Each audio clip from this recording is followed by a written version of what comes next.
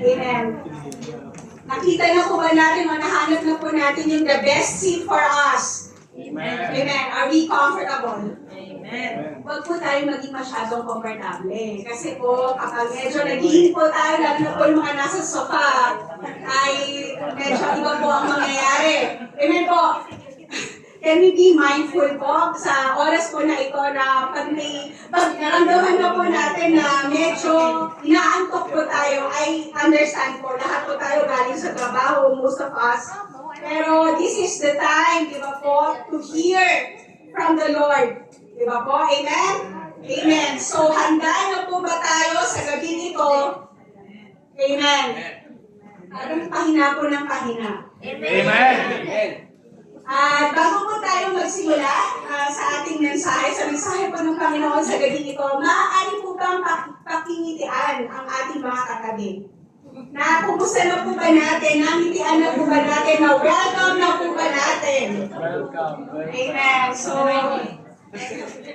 pakisabi po sa ating katabi, mag-focus ka. Mag-focus po tayo lahat. Amen?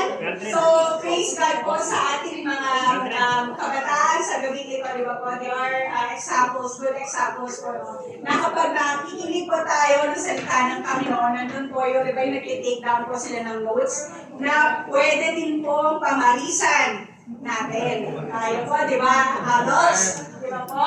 Kasi merong, di ba, parang pag nagpe-prepare ng exam, di ba po, mas ma-retain, di ba po, yung ating napapakinggan, napapanood, kapag nag-take down po tayo ng notes. Amen. So, this is an encouragement lamang po, para po sa mga susunod na linggo. Amen. Amen. Sino pong inaan ito? Woo! Wala pong aamin. Pero nawa, by the grace of God, tayo po ngayong oras na ito ay manatiling gising. Gusto po ba natin na kapag nagbigay po ng pagpapala ang ating Panginoon, gising na gising po tayo at handang-handang i-receive yung kanyang blessings. Amen. Amen. So, we are ready for tonight's, for the message of the Lord for tonight. At ang ating pag-uusapan po,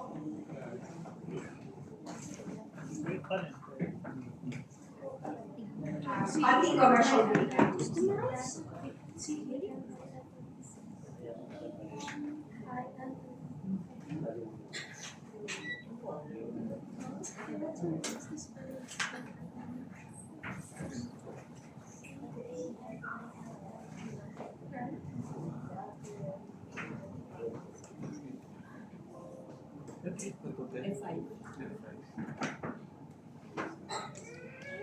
Amen. So, okay po. Muli, hihingi ko po ang atensyon po ng bawat isa dahil po ito po yung oras para mapakinggan po natin ang salita ng Panginoon. Ang title po ng ating topic is the Make Room for Jesus. Now we're on a series break. Naalala niyo ba po ba yung topic last time? Napakahaba pa ng series po na yun. Parang 6 po yata na topic. And while we are on a series break, ito po muna ang ating pag-uusapan, papakinggan sa gabing ito, Make Room for Jesus. At inaanyayahan ko po ang bawat isa na tumayo para po sa isang maikling panalangin. Kaari po ba tayo tumayo? Tayo po ay lingko. Hallelujah Lord, Hallelujah Jesus. Panginoon, maraming salamat Panginoon sa gabing ito Lord God. We thank you Lord God sa iyong presensya na siya naming naranasan Panginoon sa aming pag-aawit Lord God, sa aming pag-aawitan Panginoon, ng mapuring pasasalamat Lord God sa kabutihan mo at katapatan mo sa aming buhay Lord God. And Lord, as we welcome and as we prepare Lord God for your message for us tonight Panginoon, panatilihin mo nawa Panginoon na bukas ang aming puso Panginoon, bukas ang aming isip, ang aming mga tenga Panginoon upang tanggapin, makinig, tanggapin ang iyong salita, Panginoon, sa gabing ito, Lord God. Lord, we pray, Lord God, that you will remove all kinds of distractions in us, around us, Panginoon, upang maibigay natin sa inyo, Panginoon, ang atensyon, Lord God, that you deserve, Panginoon. We pray, Lord God, na sa gabing ito, Lord God, ikaw ang patuloy na mangusap, Lord God, sa aming mga puso, Panginoon. Let your word not just inform us, Panginoon, but to transform us, Panginoon, to change our hearts, Lord God, to change our perspective, Panginoon. Guide us, Lord God, and we pray, Panginoon, na ang iyong salita, Panginoon, ay magkaroon, Lord God, ng application, Lord God, sa aming pang-araw-araw na buhay bilang Kristiyano, Panginoon. Gisingin mo kami, Lord God.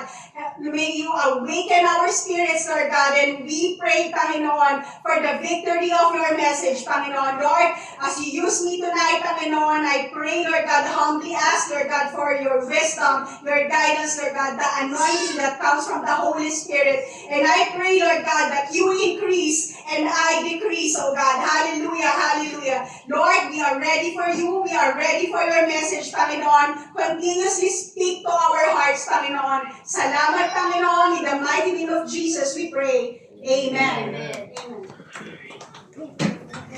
So, ang topic po natin, gaya nga po ng sabi kanina, is to make room for Jesus. Now, this is a familiar concept or topic in our faith journey because we have been hearing about making room, making space for the Lord. Amen. So, ang key verse po natin, ang Bible verse po natin, ay magmumula po sa Luke chapter 2, verses 1 to 7. Maaari po bang basahin po natin lahat?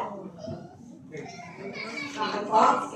Let's start. In those days, Caesar Augustus issued a decree that a census should be taken of the entire Roman world.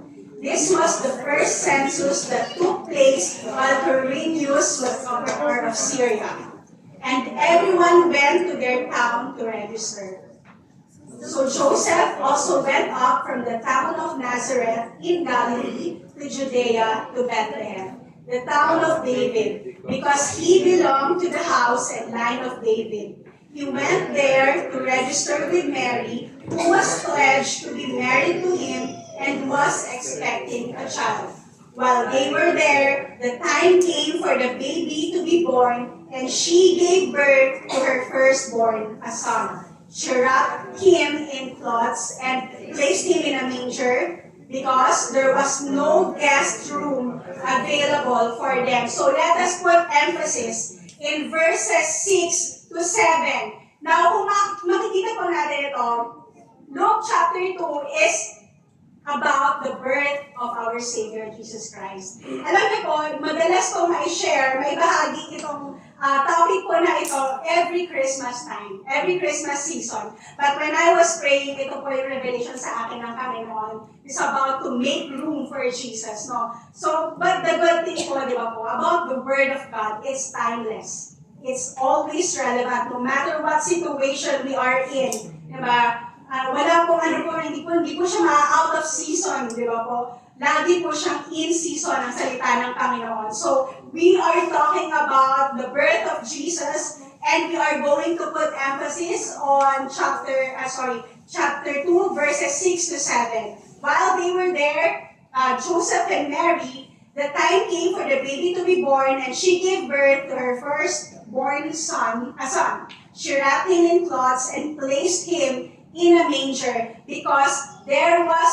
no guest room available for them. So we all know kung paano po may panganak ang ating Panginoon, kung saan siya ay panganak. May panganak po ba siya sa isang maayos, maganda, hotel room? Di ba po? Hindi po, di ba? Naipanganak po ang ating Messiah. Di ba po? Ang ating Panginoong Jesus sa isang sabsaban. No? Kasama po ng mga hayop in a barn. No? Because what happened? In verse 7, sabi po dito, there was no guest room available for them. No, nung kapanganakan, when Mary was due to give birth, di ba po, while they were in Bethlehem, they were looking for a place to stay. Pero sadly, since that time was a busy one, the busy season, there was no guest room or no lodging place available for them. So for context, let us look at the first verse. Diba po? Sabi pa dito, noong panahong ito, Luke chapter 2, in those days, no, the Roman Emperor, the most powerful man at that time in the Roman world, Caesar Augustus issued what? A decree. Di ba po? Ano po yung in-issue ni Caesar Augustus sa bansang Israel? He issued an empire-wide decree stating na dapat lahat ng mga tao ay maging part ng census. Parang tayo, di ba po yung pinaparehistro. No? So lahat ng mga tao sa lugaring iyon kailangang maparehistro. So bilang si Joseph ay nagmula originally sa Bethlehem, they had to go there. So sa aking pag-aaral po, sabi ko, na-curious po ako, gaano ba kalayo yung place na Galilee, diba? Kung saan sila presently at that time nagre-reside ni Mary. From Galilee to Bethlehem, it was 192 kilometers. Tapos sinerge ko pa, ang distance po, if we compare, it's like going from Manila to Pangasinan.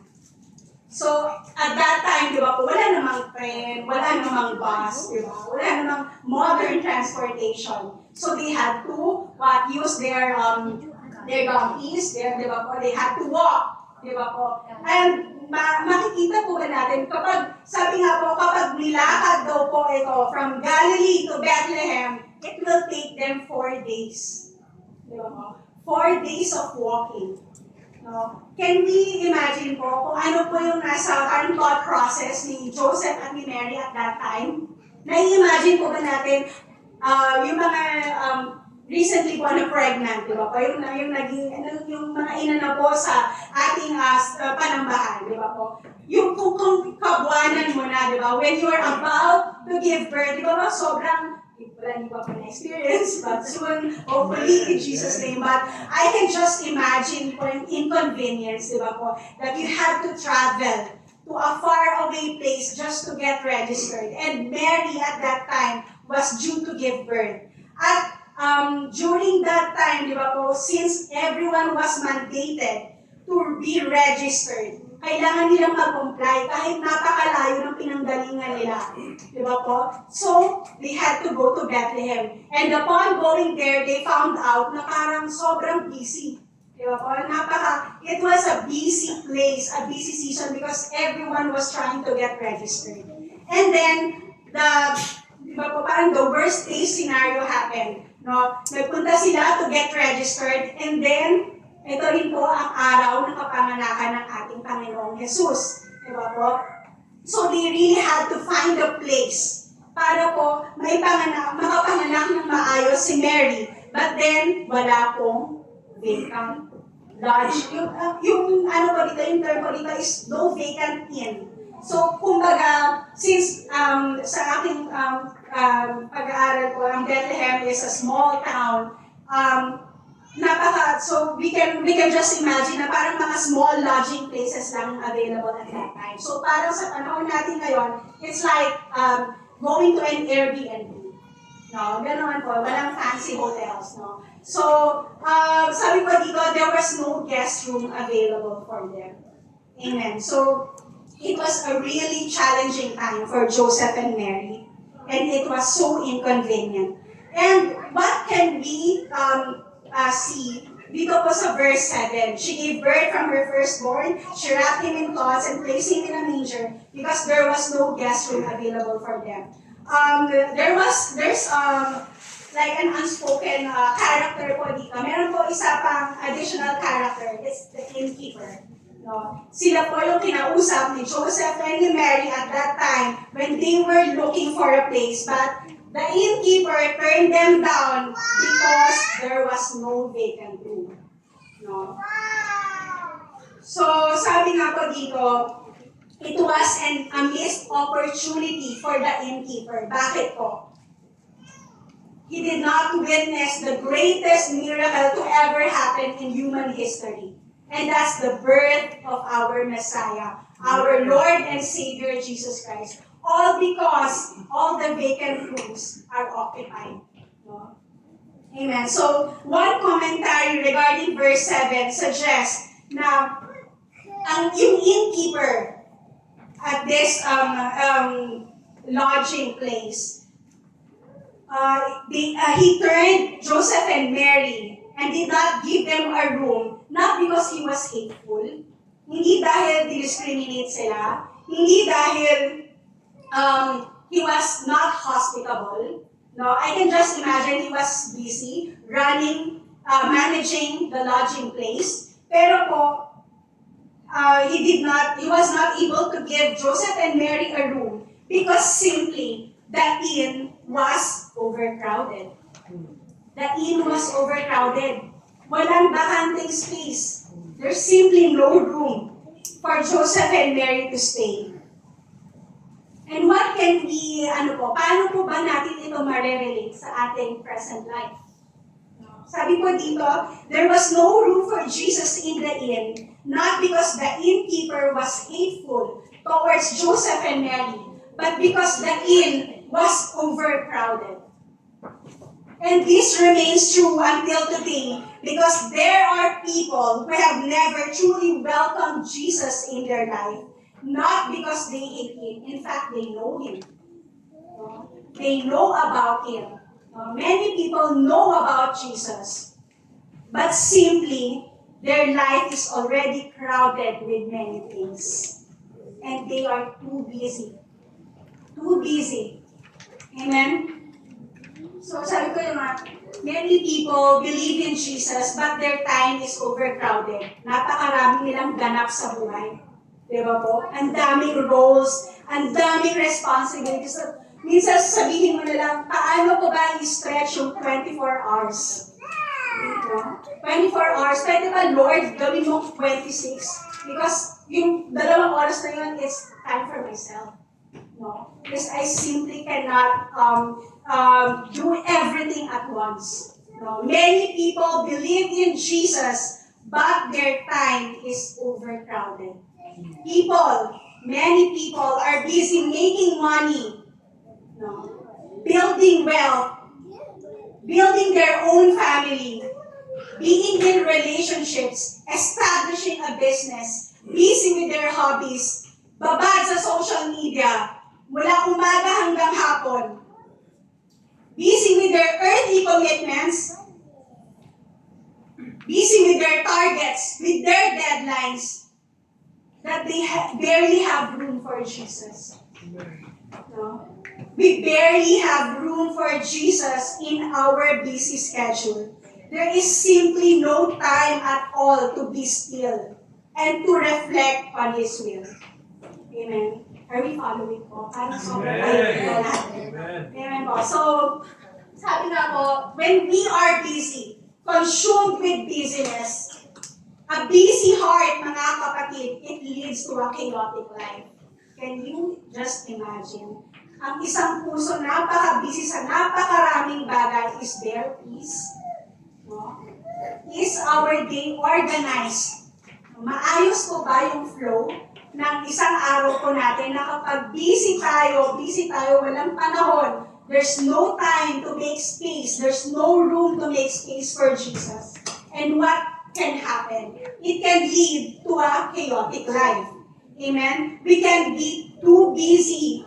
And when a person is consumed with busyness, sabi po dito, that person can be blind to all other things in his life, in his or her life. Diba po? Kapag busy tayo, diba, sobra-sobra yung puyat, sobra-sobra yung pagod, diba po? Lahat, ang dami mo, kailangan mong gampanan na responsibility. You are a wife, you are a mother, you are a daughter as well. Diba? You are an employee, you are a servant of Christ. How can we simply make room for Jesus? Diba? Yung quiet time natin sa Panginoon, yung tayo lang, nakikipag-commune sa ating Panginoon. Amen. When a person is consumed by busyness, he can become blind. Maaari tayo maging bulag sa mga bagay, sa mga pagpapala ng Panginoon sa ating buhay. All because, there's simply no room. Our hearts, our minds are overcrowded. No? Nagiging busy tayo, you're so busy, nakalimutan mo lang humingi ng kalakasan. We're too busy to hope and wait for a miracle. Kaya po tayo na lang, yung sarili na lang nating kaparaanan, yung nasusunod yung ginagawa natin sa ating buhay. We're too busy to hear God's voice and too busy to enjoy His presence. Kumbaga po, kasi napagdaanan ko po ito, yung kumbaga, pagising ko sa umaga, parang autopilot. And I can just imagine, lalo na po yung mga young parents, parang autopilot, di ba? Kuya River, nakikita ko tayo si Ate Sharon. No, parang autopilot, pag gising sa umaga, parang kailangan yun, di ba? You have to fix everything. You have to, di ba po, kailangan alagaan ng anak, kailangan pumasok sa trabaho, di ba po? Pag uwi naman, kailangan po mag-aral, kailangan, di ba po, to prepare for the examination, and for everything else. Di ba po? We're too busy. And another point, we may set aside a few hours every Friday. Parang ito po. Yes, I agree po. Di ba? Lahat naman po tayo. Pero sabihin po, ati kami, di ba? Nagsiset aside naman ako ito, 3 oras every Friday. Sa ating Panginoon. That's well and good.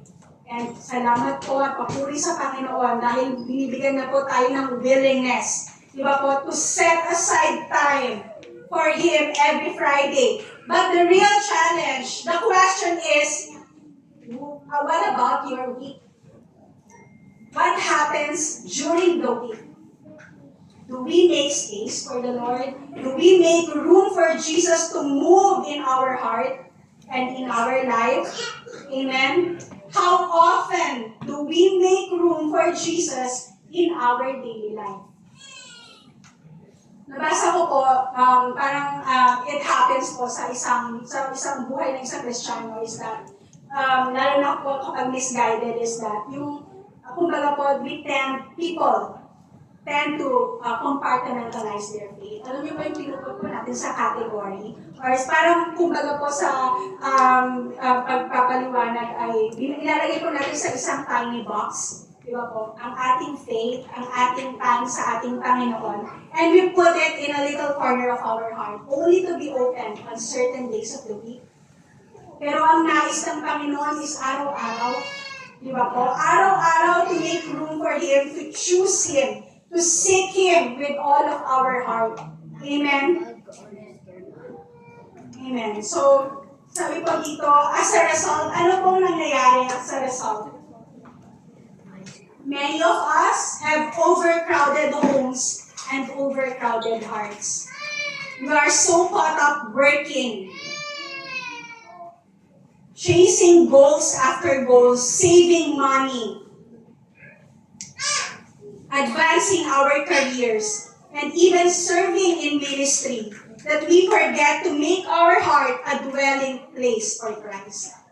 We get so caught up, we get so busy, that we forget to make our heart a dwelling place for Christ. So every Christian po, our duty is to make room for Jesus to have permanent residence sa ating puso. Amen po. Ito po ba yung goal po natin as a Christian? No, hindi lamang po na yung maranasan po natin siya on certain days of the week. Yung mapuspos ng Panginoon ang ating puso, di ba po? Not just every Friday, not just every prayer meeting, but every day of the week. Amen? Amen. Amen. Amen. Amen po. Praise God. So sabi po dito, our duty is to make room for Jesus to have permanent residence. Yung magdedwell, mananahan ang presensya ng ating Panginoon sa ating buhay, that it affects every choice we make, the lifestyle that we live, the life that we live, how we spend our time, how we spend our money. It affects everything else, how we respond, how we interact with others, di ba po? How we share the Word of God. Andun po yung zeal, andun yung passion. Are we still passionate? Ito po yung pangusap sa akin ng Panginoon while making for this message. Are we still passionate? Or did we lose our first love? Amen. Naalala niyo po nung bago po tayo nakaranas po ng encounter. Kakatapos lang po ng encounter. Sino po yung latest batch? Kuya Gab, kayo po ba ang latest? Ang six o ba? Naaalala niyo pa po ba yung experience po natin? Nung kakatapos lang po ng encounter natin, we were on fire. You can see it in your eyes. ako po, pag-uwi ko, I thank the Lord na binigyan niya po ako ng pagkakataong makilala siya through that encounter. I kept on singing praises na hindi ko naman dati ginagawa. Ano po ba yung experience natin noon? Di ba po? Sobrang init natin sa Panginoon. Di ba po? Hindi mababanaag yung pagod. Di ba po? Hindi makikita yung pagod sa mukha natin while serving the Lord, reading His Word, praying. But what happened? Along the way. Para pong isang relasyon, no? Hindi pa ako humuhugot, pero sa umpisa, di ba po? Napakatamis. Amen? Diba po, parang new relationship, parang bagong kasal. Napakatamis. Diba po? Everything is well, everything is happy. Parang, diba po, parang you're living in your own K-drama. Diba po yung gano'n? Parang, lahat light, diba po? But then, along the way, diba po, as years go by, diba po, nakikita po natin na yung unti-unti, Venus, kumbaga, dati po, kumbaga kung kulang na lang po matulog ng di ba, hawak kausap, di ba po sa telepono. Hanggang sa dumating ang panahon na text na lang, ganyan na ba? Isang text sa isang araw, pero dati every hour. Hourly check-in, di ba? Yung mga ganon. Parang ako lang po yung nakaranas na. Parang po, okay po ba tayo? Are you okay po? So, what I'm trying to point out is that, yung parang, di ba po, yung una nating nakilala ang Panginoon, ano yung level po ng passion natin? Di ba po? We were on fire. Di ba po? At di ba po, ang goal po ng bawat isa is to never lose that fire, to never lose your first love. Di ba po? To always make room for Jesus no matter kung gaano na tayo katagal sa pananampalataya. I understand na kapag una, di ba po, andun yung excitement mo in serving, in reading His Word, di ba po, perfect attendance ka sa lahat ng gawain ng panambahan. Di ba po? Pero, after 6 months, after 1 year, nasan po tayo? Praise God, nandito pa rin po tayo. Amen. So, yung mga dati po natin nakasama, nandito pa rin po at nadadagdagan. Amen. Amen. So, sabi po dito, moving on, to make room for Jesus, it requires intentionality.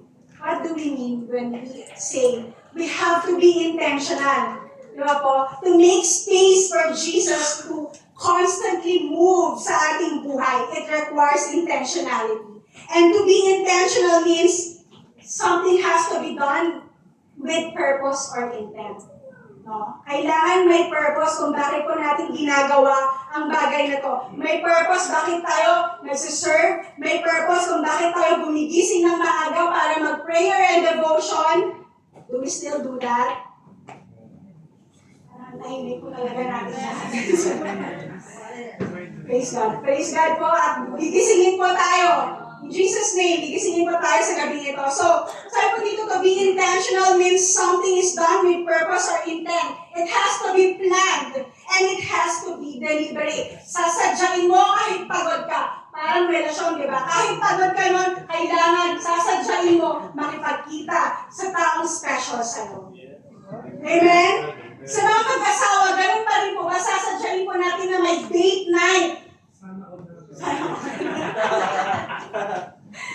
So, kung sabi nga po, making room for Jesus has to be intentional. Sasadyain natin. Di ba po? Because for our relationship to grow, di ba? Hindi mo naman, di ba po, kapag mahalaga ang isang tao sa'yo, hindi mo hahayaan na mamatay yung relasyon, di ba? Yung maging stagnant, di ba? Kailangan nag-grow siya, nurture natin siya through constant communication.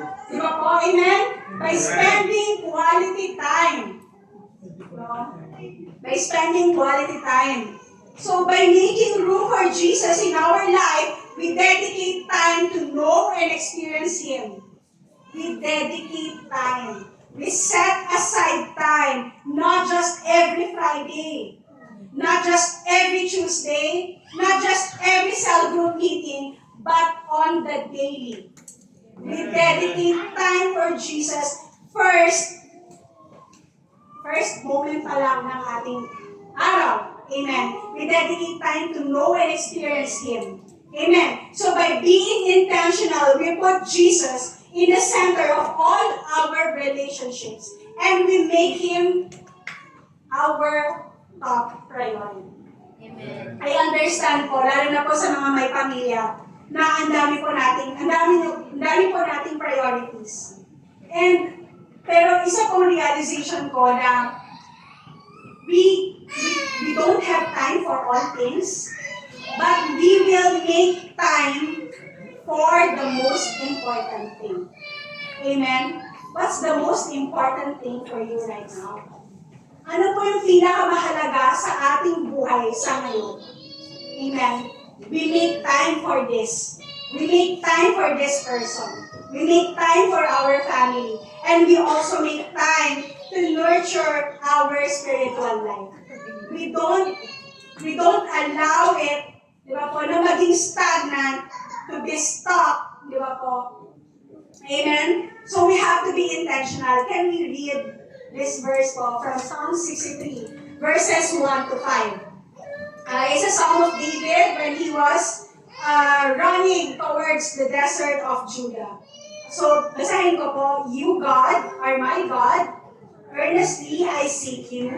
I thirst for you. My whole being longs for you. In a dry and parched land where there is no water, I have seen you in the sanctuary and beheld your power and your glory. Because your love is better than life, my lips will glorify you.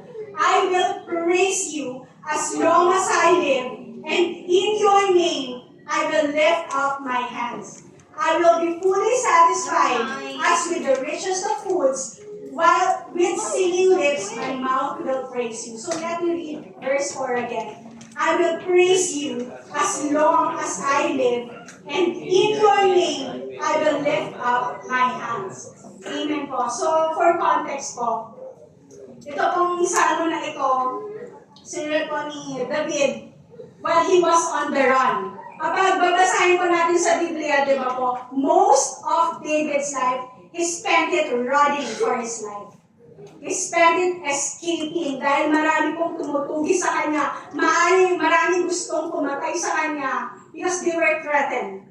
Amen. So, sa verse po na ito, this time, usually po, pag nababasa po natin sa Salmo, he was running from King Saul. But this time, he was running from his own son, Absalom. He was running from Absalom, who plotted to kill him. So he found himself in the desert of Judah. Sabi niya dito, You, God, are my God. Earnestly I seek you. I thirst for you. My whole being longs for you in a dry and parched land when there is no water. Amen. So, may imagine po ba natin, ngayon napakainit sa bansang UAE. Di ba po? So we can just imagine David being in the middle of the desert, hiding, running for his life, at uhaw na uhaw siya. Uhaw na uhaw, nagugutom. Pero instead of focusing on his physical hunger and his physical thirst, he was focusing, he wanted to praise the Lord. Amen. Naranasan na po ba natin ito sa ating buhay? Yung baga, I'm not talking about the physical aspect, pero yung kumbaga, you have this deep longing. Gusto mong makipag-commune sa Panginoon because you're going through something so difficult, no? Sobrang hirap na feeling mo hindi mo kayang lagpasan kapag ang sarili mong kaparaanan lang yung nasunod, no?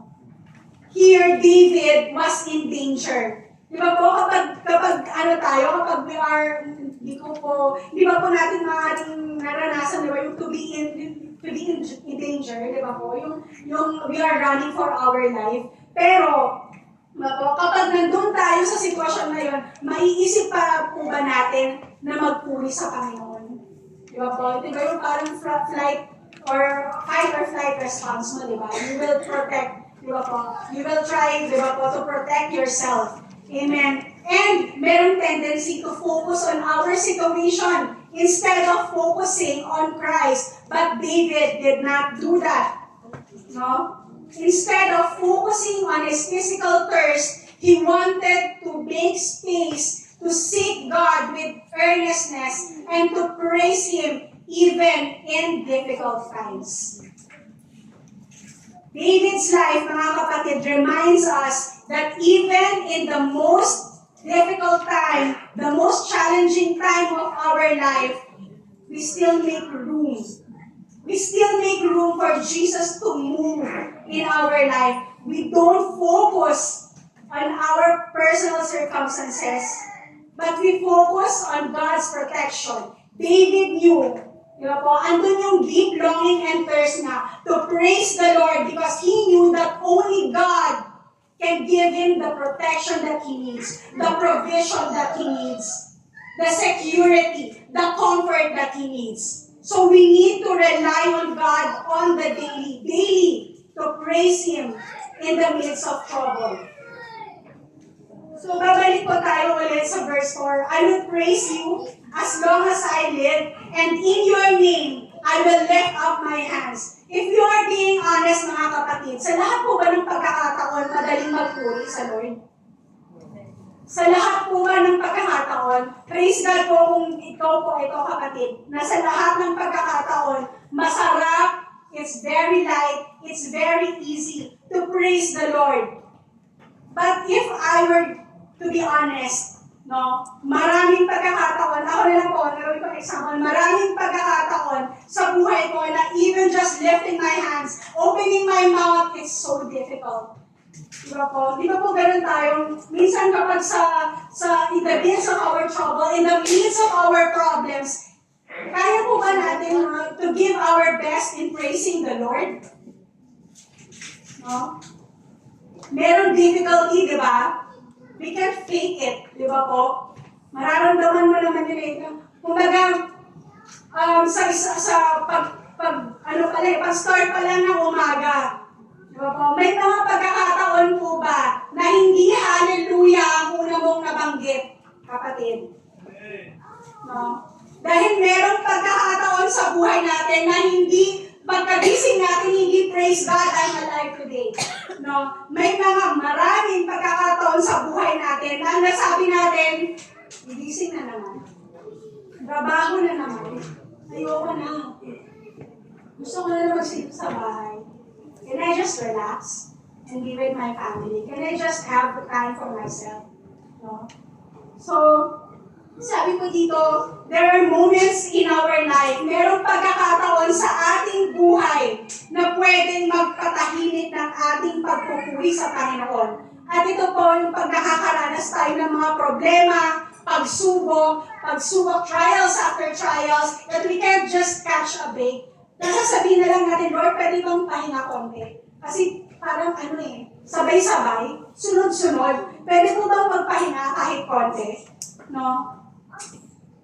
And there will be moments that it will be difficult for us to open our mouths and lift our hands and sing about the goodness of God. Because of the trials that we encounter, the failures, ang kapaguran, ang stress, ang busyness, ang frustrations, na nararanasan natin, there are times that even lifting our hands, pag sinabi ng worship leader, shout to the Lord. Can we honestly say that all the time we feel like doing it? Di ba po? Hindi po, di ba? Maraming pagkakataon sa buhay natin na naaapektuhan. Di ba po? Yung pagpupuri natin dahil sa mga pagsubok, sa mga sitwasyong kinakaharap natin. Amen. So sabi ko dito, we have to take David as an example na kahit nasa in the midst of trouble, he was running for his life. Maaari siyang mahanap at mamatay anytime, and yet, he did not focus on his circumstances. But instead, he wanted to praise the Lord. He wanted to praise the Lord. Amen? There are times in our life that we know how to pray, but it's difficult for us to praise. Because praying is talking to God about our problems. Di ba po? But praising the Lord takes a whole level of faith. Di ba po? Na kahit hindi pa napapangyari sa buhay mo, you're praying for healing and yet breakthrough and yet hindi pa natin nararanasan yung breakthrough na pinapanalangin natin sa Panginoon. You're praying for provision. You're praying for a child. You're praying to start a family. Pinapanalangin mo yung forever mo ay hindi pa nga dumarating. And yet, you're praising God. Di ba po? And yet, we're so excited to praise God. Di ba po? Because praising God is talking about His goodness. Celebrating His goodness. At yun po yung attitude ni David. And ito po yung isa sa nagpaalala sa akin na no matter what situation we are in, we shall praise the Lord. Sabi po dito, I will praise you as long as I live. Hindi po sinabi dito, I will praise you as long as things are going well in my life. I will praise you as long as I live, and in your name, I will lift up my hands. Amen. Amen. Sabi po dito, sa bawat sitwasyon at sa lahat ng pagkakataon, we shall praise the name of the Lord. No matter if you feel like doing it or you don't feel like doing it. Dahil ito po ang nais ng Panginoon sa atin, to praise Him in all kinds of circumstances. Amen. So praising Jesus in the midst of uncertainty requires intentionality, and praising Him is making room for Him to move in our life. Amen. Gising pa po ba tayo? Para ako nakikita medyo magpungay na ang mga mata. Pwede po ba, bakit tapik, hindi po, tapik lang po, gentle tap sa ating mga katabi. Amen? Ang good news, intro ka lang. So, we will go po sa main topic po natin. How and where do we make room for Jesus? Paano natin mabibigyan ng sapat na espasyo ang ating Panginoon sa ating buhay? Amen. Una, make room for Jesus in our heart. Amen. And sa mga nakapag-pre-encounter, at sa lahat po ng mga usapin natin sa panambahan, lagi pong pinapaalala sa atin kung gaano ka-importante ang puso. And we're not just talking about physical heart, di ba po? We're talking about spiritual heart. Di ba po? Ang spiritual heart natin, yung heart natin, it's the seat of our emotions and our desires and our will. No? Ang puso natin is the core of our being. Amen. That's why paulit-ulit ang Panginoon 1,000 times over in the Bible. He says to guard your heart above all else, for everything that you do flows from it. Whatever you let in your heart reside. Kung ano yung hinahayaan nating manahan sa puso natin, it will determine the course of our life. Now the question is, what do we allow in our heart? Ano yung hinahayaan nating mamahay sa ating puso?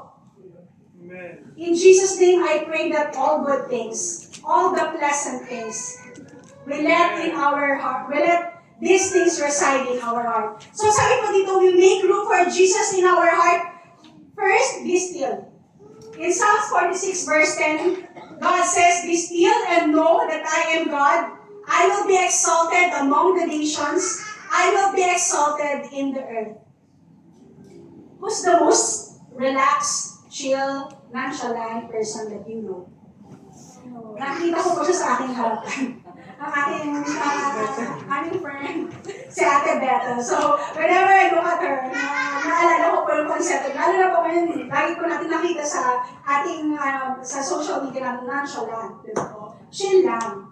Relax lang. No matter what is happening in your life, chill lang. So, sabi po dito, be still.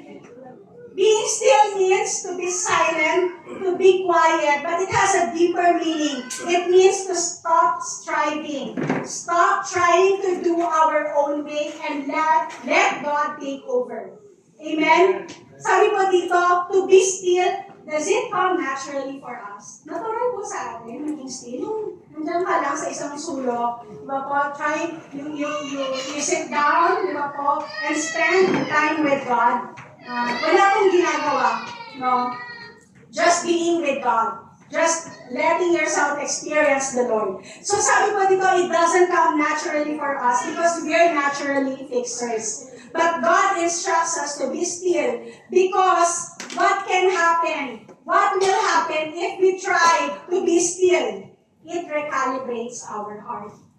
No? Kapag yung puso po natin masyadong chaotic because it's overcrowded with so many things. Di ba po? Ang dami mong gustong mangyari sa buhay mo. I'm not saying that it's bad. Di ba po? But sabi nga po, di ba sa scripture, there is a time for everything. Di ba po? And we have to spend our time wisely. We have to value our time. So learning to be still does not come naturally for us. But when we try to be still, it recalibrates our hearts because it teaches us to remember who God is and what He can do in our life. Kapag na-try na po ba natin yung to just sit down, isa sa mga day off natin, to just sit, no? Hindi ka mag-Netflix, hindi ka manonood ng kahit ano, makikinig ka kahit ano. Pero, tinry mo lang umupo sa isang tabi, yung corner mo para sa Panginoon, at kausapin ang ating Lord. No agenda, no request, just simply thanking the Lord for who He is and what He has done in your life. Diba po, napakasarap sa feeling. It calms our heart. It eases our mind. Pero sa panahon po ngayon, na ang culture po natin, you have to move. Move, hustle after hustle. You have to gain, to achieve all these goals. It's so hard to be still. Pero sabi ng Panginoon ng kanyang command, be still and know that I am God. No. Let God take over. Be still. Amen? Sa pangalawa po, how do we make room for Jesus in our heart? Declutter. Declutter your heart. Sino po dito yung mahilig maglinis? Kapag off nila, they spend all their time, or most of their time, just linis lang ng linis. Linis lang ng linis. Piling ko po yung mga nanay.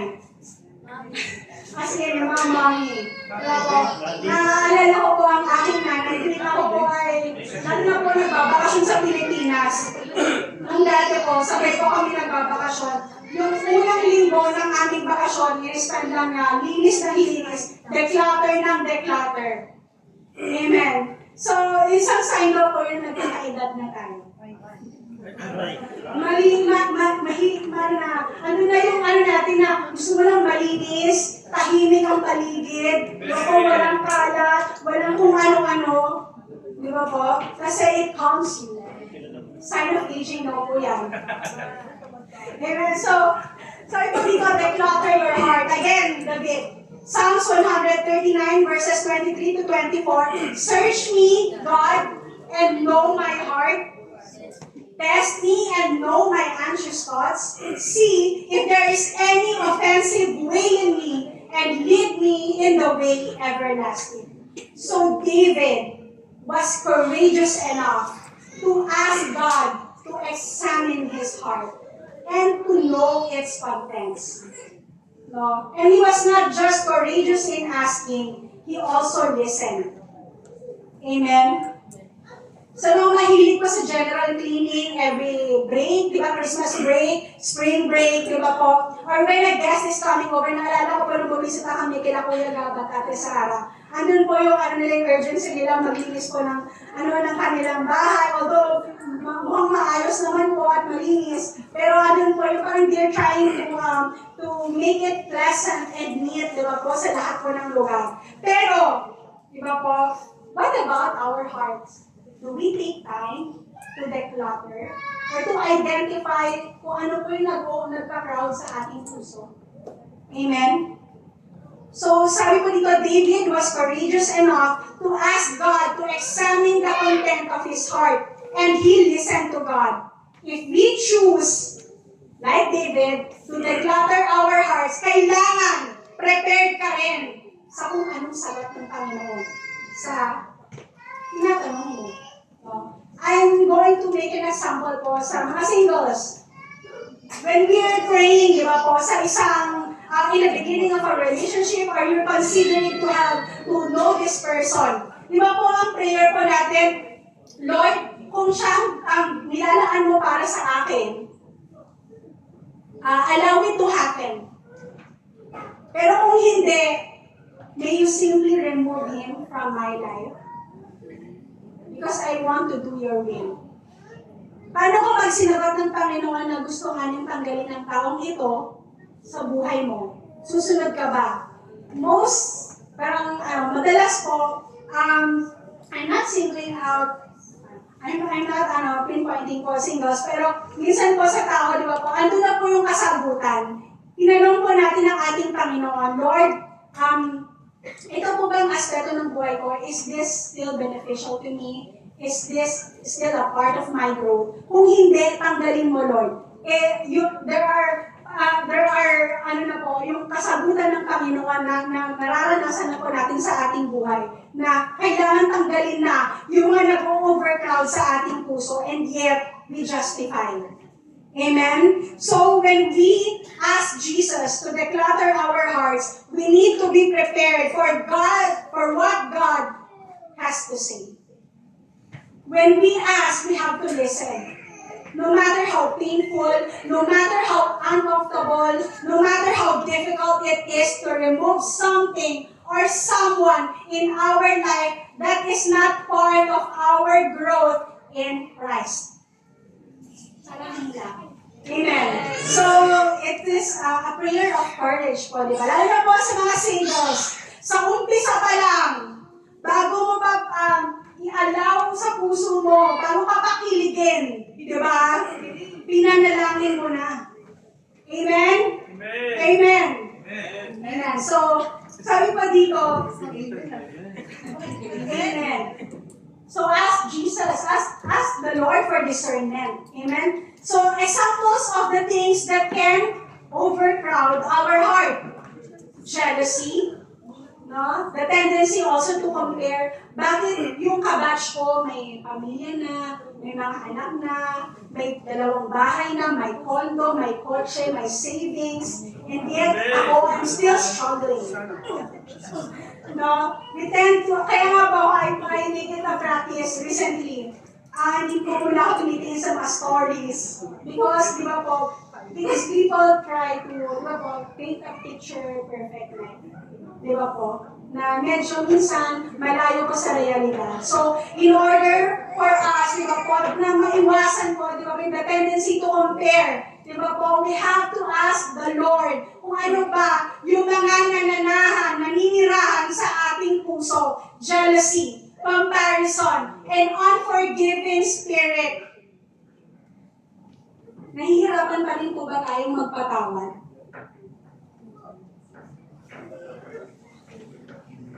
So, sabi nga po, we are not trying to invalidate yung pain, yung hurt, or yung trauma na minsan po naranasan po natin in our childhood or recently lang po. Pero, sabi po dito, huwag mong hahayaan na yung unforgiveness to take root sa puso mo.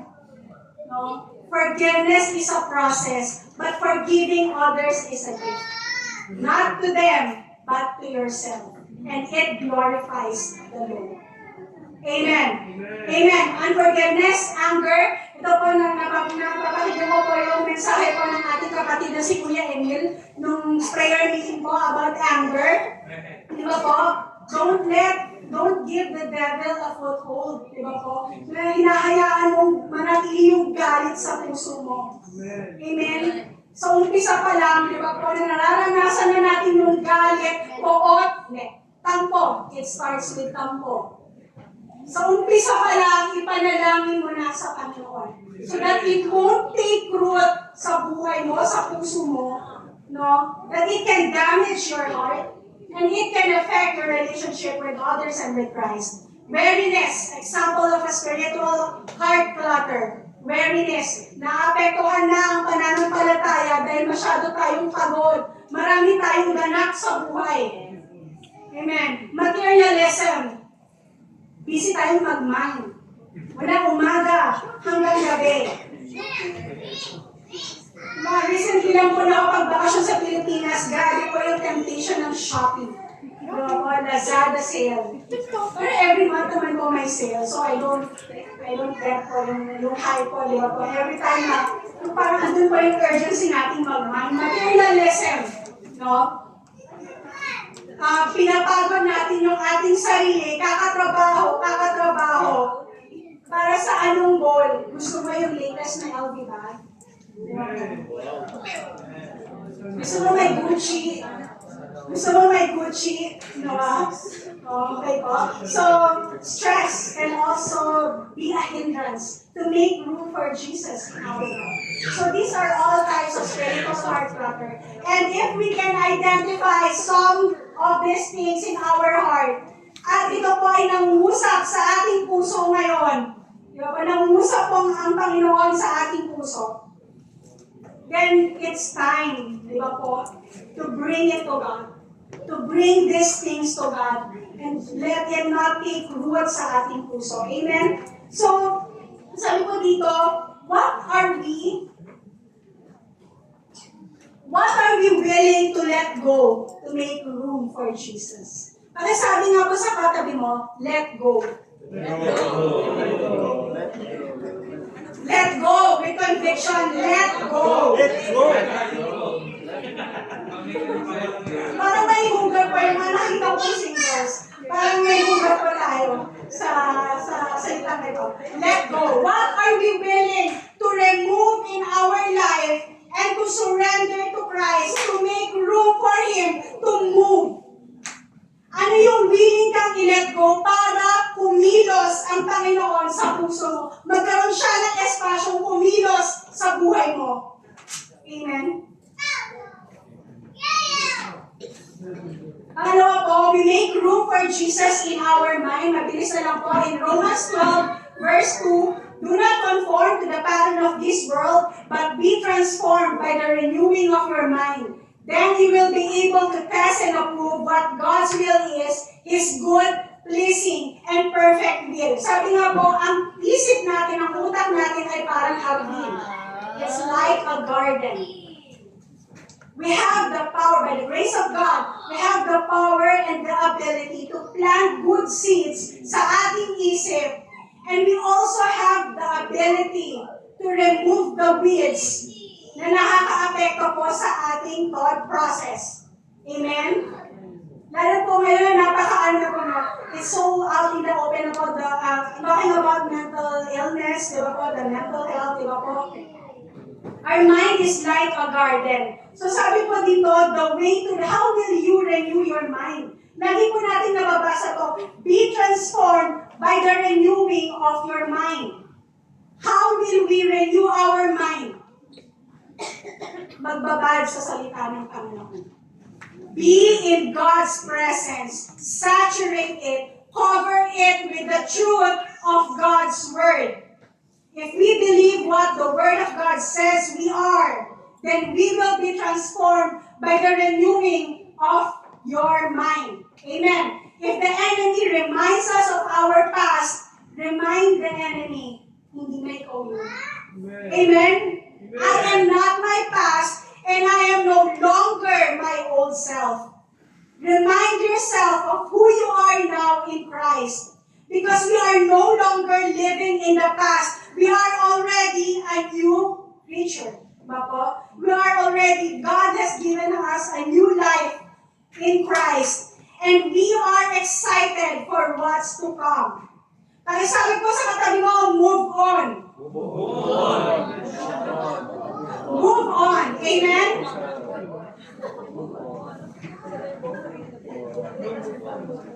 Let us not remain living in the past. Sabi nga po ng Panginoon, meron ka ng bagong buhay.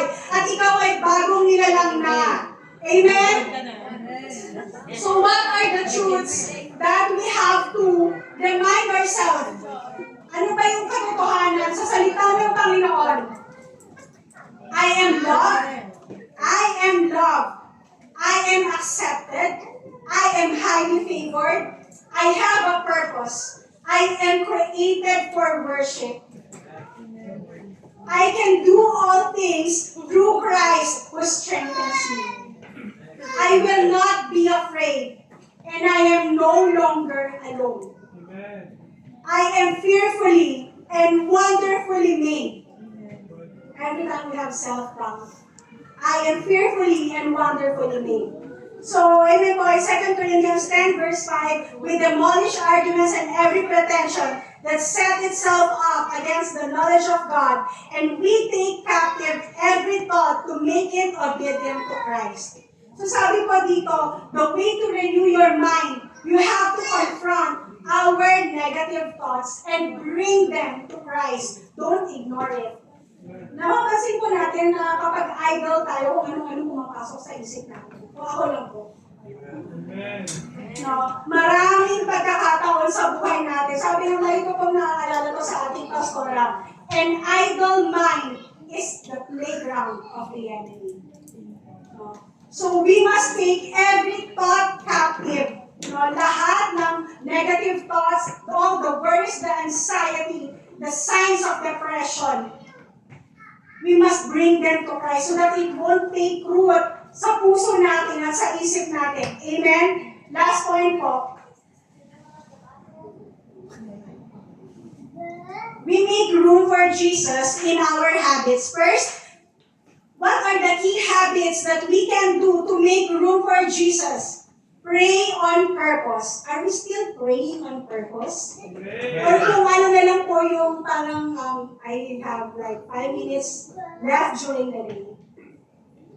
Kung ano, parang leftover po ba? But we have to pray on purpose. Sabi nga po, a good relationship, any kind of relationship, thrives on healthy communication. It thrives on constant communication. Sa mga may asawa na po, na-try na po ba natin hindi kausapin ang ating asawa for more than like 3 days? One day lang. Nasubukan na po ba natin? One day only. Mahirap, di ba? Parang mabigat sa dibdib, di ba? Sabi nga po, di ba po yung scripture, don't let the sun go down while you are angry. So, sabi po dito, a good relationship thrives on healthy communication. And praying on purpose, ito pa yung example natin, Philippians 4:6-7, do not be anxious about anything, but in every situation, by prayer and petition with thanksgiving, present your request to God. Amen. Do not be anxious. By presenting your request to God, the peace of God, which transcends all understanding, will guard your hearts and your minds in Christ Jesus. Do we want peace? Amen. Are we tired being anxious? Are we tired being an overthinker? Sabi po dito, do not be anxious about anything. But in every situation, with prayer and petition and thanksgiving, present your request to God. Amen. So pray on purpose. Pangalawa po, study the scripture with delight and diligence. In Psalms 1, verses 1 to 2, blessed is the man who walks not in the counsel of the wicked, nor stands in the way of sinners, nor sits in the seat of scoffers, but his delight is in the law of the Lord, and on his law he meditates day and night. Do we still delight? Kapag, whenever we see the Bible sa ating mga bahay, nagagalak po ba tayo? May ngiti po ba sa ating labi? Kapag nakikita po natin, the moment that we see our Bible, amen. May ngiti po ba? Nagagalak po ba tayo? Amen? So sabi ko dito, how do we view the Bible? Is it something that is hard to understand? May struggle po ba tayo sa pagbabasa ng salita ng Panginoon? Or do we view the Bible as something that has to be used inside the church? So then, it will be rarely used sa ating daily life. Sabi po dito, but when we choose to delight in the Word of God, we view it as a lifeline. Lifeline natin, ang salita ng Panginoon. It is our map to navigate life. Amen? When we delight in the Word of God, ano po yung nagiging bunga? When we delight in the Word of God, when we meditate it day and night, It produces a desire to obey God and to do His will that will result in fruitfulness. It will manifest in our choices, our lifestyle, our speech, our attitude, our relationships, how we spend our time, how we spend our money, how we dedicate money para sa ating Panginoon. Amen? Do we want to see an example of a person who makes room for Jesus in his heart, in his mind, and in his habits? That person is at peace. Pakitingnan nga mo yung kapatid mo. Mukhang at peace naman po, praise God. May ngiti sa kanyang labi. Amen. So, that person is at peace with God and in himself. And that person is also joyful. Amen. Pangatlo po, the last point, seek Jesus first. Seek Jesus first. In Matthew 6:33, but seek first His kingdom and His righteousness, and all of these things will be given to you as well. Sabi po dito in Matthew 6:33, seek His kingdom is an invitation to prioritize the Lord in our life. It is an invitation and a reminder to prioritize Him. Sabi po dito, every decision we make reflects where our priorities lie. No? Lahat ng choices natin sa buhay, it reflects our priorities. Ano yung una natin hinahanap pagising natin sa umaga? If you're going to be honest, cellphone. Magpatay ng alarm. So, sabi po dito, God's provision follows when we put Him first and in the center of our life. Do we want to be blessed? Amen. Do we want to experience breakthroughs? Amen. Amen. Sabi po dito, seek Him first. Seek Him first, and all of these things will be given to you as well. Amen. We can give Jesus, we can seek Him first by giving the first moments of our day, the best of our time, and not just our leftovers, the best of our energy, the best of our finances. Our choices reflect His influence in our life. When we seek Him first, everything else is affected. The way we worship, the way we respond to trials, the way we handle stress, kahit kung paano mo i-handle ang stress, kahit kung paano mo pakisamahan ng mga tao sa paligid mo, kahit kung paano mo i-nurture ang relationship mo with your family, with your spouse, it affects everything else if you put Him first. Amen? Amen. So, bilang pangwakas po, we make room for Jesus in our heart, we make room for Him in our mind, and we make room for Jesus in our habits. Isa po, ang quote po na ito galing po sa isang Christian author, si Jonathan McReynolds. He said in his book, "The health of our souls, the trajectory of our life, and the benefit of our faith depend on our willingness to make room for God in our life." Ganun po katindi yung epekto if you are just willing to make room for Jesus in our life. Amen? So sabi po dito, ang tanong, what are we willing to move over or to remove to make room for God? Do we have space to make room for God in our life? And what is keeping us from giving God our best? Ano pa po ba yung mga hino-hold pa natin sa ating puso that hinders us from giving God our best? The best of our time, the best of our strength, the best of our resources. Amen? In conclusion, Revelation 3:20, Jesus says, "Here I am, I stand at the door and knock. If anyone hears my voice and opens the door, I will come in and eat with that person and they with me." So mga kapatid, Jesus is standing at our door knocking. He's waiting for us to make room for Him, but He's waiting for an invitation. We have a choice. let Jesus in and make room for him and be willing to be transformed. So Jesus wants to come in and he wants to be in a loving, abiding relationship with us. He wants to transform the dead parts of your life. It might be painful, it might be difficult, but rest assured that when God removes something, it's always done in love and for your good. So the question for tonight is, will we make room for Him? Amen. Will we make room for Jesus? Can we speak this declaration? Pakisabi nga po, with all conviction, I will make room for Jesus. I will make room for Jesus. I will make room for Jesus. Tayo po ito na yung lahat.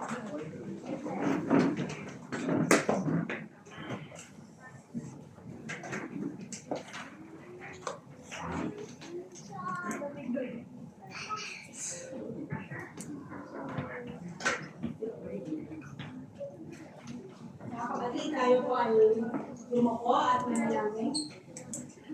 Can we request everyone to close our eyes and just speak to Jesus in a minute, for a minute.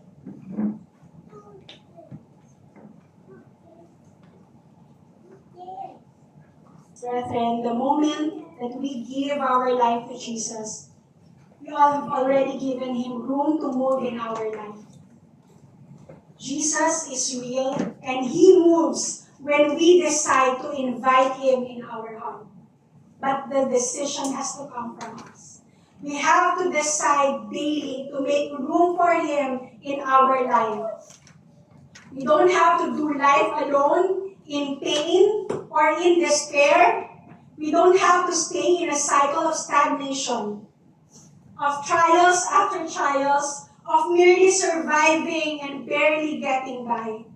Jesus wants to give us a life that is purposeful. He wants to give us a life that is full, that is abundant, if we just truly let Him in. So today we are going to pray. Today and all the days of our life, Jesus, we invite You once again. And we make room for You again in our hearts, O God, in our mind, in our habits, in our daily life, O God, in all the aspects of our life. Today, O God, we are recommitting our life to You. We ask You, Jesus, for forgiveness for the many times that we have been negligent or complacent. And then we thought that we can do life alone, Lord God. Inisip namin, inakala namin, Panginoon, na kaya namin nagpasaan ng mga problema na kami lang ang nakakaalam. Panginoon, patuloy mo kaming pinapaalalahanan, Panginoon, na kahit kailan, hindi ka nagkulang, hindi mo kami iiwan, hindi mo kami pinabayaan, Panginoon, sa lahat ng pagkakataon sa aming buhay. Today, we're not going to be indifferent anymore. Today, we're not going to be complacent or to be proud. We humble ourselves before You, O God. May You bring back the fire, the passion, the zeal that we have lost because of the trials that we experience in our life, Panginoon. Gisingin mo muli yung puso namin, Panginoon. Magkaroon ng alap, ang pananampalataya namin, ang pagpupuri namin, ang pag-aawit namin, na sa lahat ng pagkakataon, Panginoon. When You are leading us to praise You, when You are leading us to worship You, Lord God, it will come from the heart, oh God. And it will come from a heart that is so grateful, Lord God. It will come from a heart that is so joyful and at peace, Lord God, knowing that we have made room for You. That we are constantly making space for You in our life, oh God. Remind us, oh God, of Your faithfulness, of Your goodness. Yes, Lord. May You remind us, oh God, that You are not just Jesus, You are not just our Savior, but You are the Lord and Master of our life. Amen. No more doing life alone, oh God. That You are in control and You have the final say. That today, oh God, when we hear Your voice, do not allow our hearts, Lord God, to remain hard, Panginoon. Soften our hearts. Speak to our hearts, O God. Make our hearts responsive to your leading. Huwag mo hayaang maging patay, Panginoon, ang aming pananampalataya. Walang alab, walang init, O God. Walang lakas, Panginoon, upang itaas ang aming mga kamay, upang buksan ang aming bibig, na awitan ka, pasalamatan ka, because you are good. You are always faithful, O God. You have always been faithful, even if we are not, O God. And you are the most important in our life. So today, Jesus, we put you first. We put you first again, in the forefront, in the center of our life. Take control of our life, O God. Today, Lord God, we surrender our heart, our mind, our habits, our attitude, our fears, our plans, our concerns, O God. All our struggles, dahil alam namin hindi ka bulag, hindi ka bingi, Panginoon, sa lahat ng pinagdadaanan namin, Panginoon. Despite all of the things, Lord God, that we are experiencing, O God, you remain good, O God. And you remain faithful, Lord God. And we will hold on to the promises that you have spoken in our life, in the mighty name of Jesus. Today, Lord God, you are first. And not just today, O God, but all the days of our life, Panginoon. Buksan mo, Panginoon, muli ang aming puso, Panginoon. Teach us to open our hearts, our mind, and our life to you once again, Panginoon. Na hindi superficial lamang every time we attend, every time we hear your word, hindi lamang superficial on the superficial level, O God. But let your word dwell richly in our hearts, Panginoon. That it will transform our life. It will change our hearts. It will change our thinking, O God. Yes, Lord. Correct us, O God. Correct our hearts, Panginoon. If we remain complacent, if we have the tendency, Lord God, to be negligent, Lord God, with our time with you, in making room for you, Lord God. Lord, gisingin mo kami, Lord God. It's never too late, O God. Bring us back, Lord God, to the moment when we first encountered you, O God. Ibalik mo, Panginoon, the fire that we have lost along the way, Panginoon. Maraming salamat, Panginoon. Ikaw ang pinaka-importante, Panginoon, sa aming buhay, Panginoon. And may this declaration manifest in our life, O God, in how we spend our day, O God.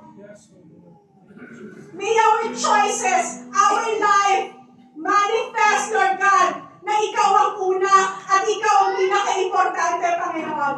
Maraming salamat, Panginoon, for speaking to us right now, Lord God. And may you guide us, Lord God, all the days of our life. And we pray, Lord God, na patuloy, Panginoon, yung willingness namin, Lord God, to dwell in your presence, Lord God. Because being in your presence, Lord God, is the best place to be, Panginoon. Wala kang katulad, Panginoon, at walang makapapantay sa'yo, Panginoon. We make room for you, Jesus, in all the aspects of our life, Lord God. And we pray, Lord God, that it will extend, Lord God, to our families, Lord God, to the people, to the believers, Lord God, who have children, Lord God, to our families in the Philippines, Lord God, to all the leaders, oh God, to all the members of this church, oh God. We pray, Lord God, we are praying for breakthroughs, Lord God. We are praying for healing. We are praying for provision, oh God.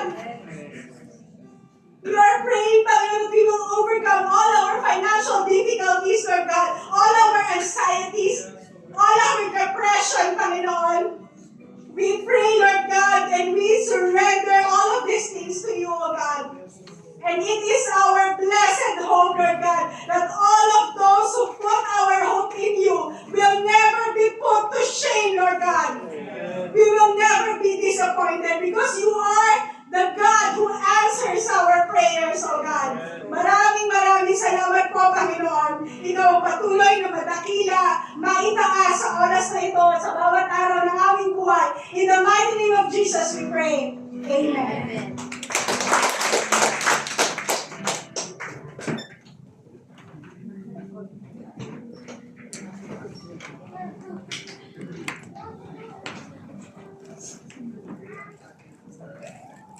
Oh, just one.